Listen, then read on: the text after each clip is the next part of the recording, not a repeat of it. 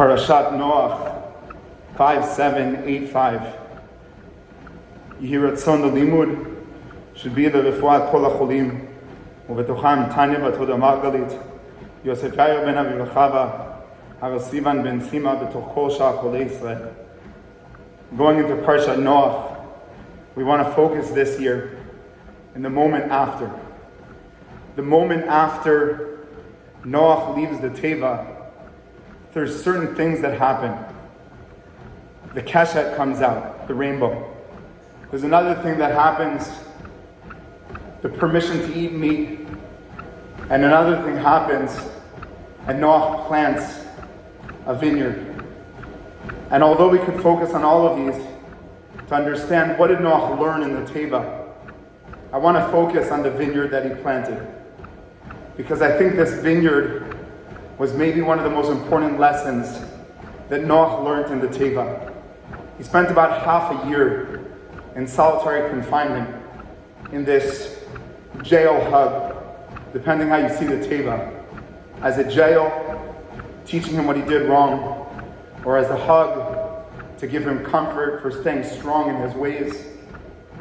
But in those 6 months in solitary confinement, Noach had the option to learn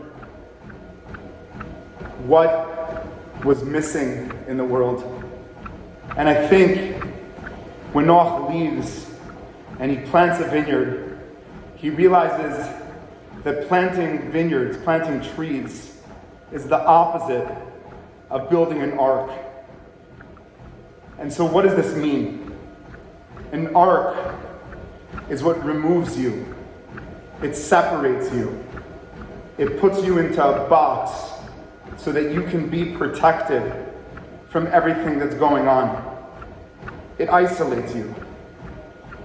And so many of us believe that this isolation is a goal. We isolate ourselves in our work. We isolate ourselves in our yeshivas.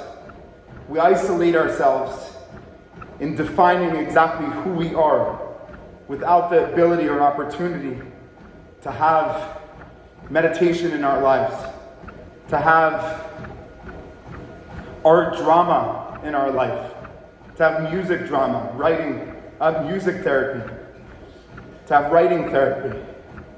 We just lock ourselves, box ourselves, and just like Noach, we live in a teva. And by doing that, we do what Simba did in Lion King. We put ourselves in a box and we draw nice pictures on the walls, and we're sure that we're living a good life.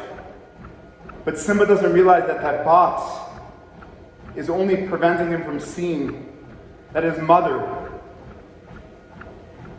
his girlfriend, and all of his disciples are dying.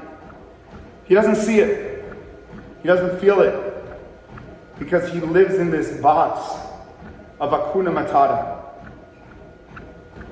Until Nala comes and through Rafiki's education opens his eyes to understand that who you are is the ability to extend yourself. That's who you are. Yes, we can isolate ourselves. Yes, we can cuddle ourselves in bed. Yes, we can convince the world that we're sick when really we're just lazy. And we'll call everyone and we'll say, oh, I'm not feeling well. When really what we're saying is, I'd rather cuddle myself than build or plant or care. And so, this being the reality, Noach learns that the Teva was the most dangerous life. And instead of just breaking the Teva, he plants a vineyard, plants a tree. And planting a tree, as we know from Masechet Ta'anit, is the action where you say, I'm excited to enable.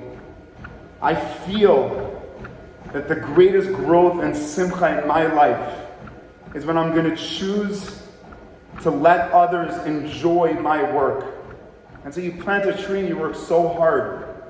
And then a random person comes over and enjoys the shade. And that's supposed to make you happy. not feel resentment. And I give us a bracha in the times that we're in. It's so difficult to extend ourselves. It's so difficult to renew ourselves. It's so difficult to be able to see beyond ourselves, but to understand that we're punishing ourselves when we live in a teva. And when we plant a tree, we're able to care.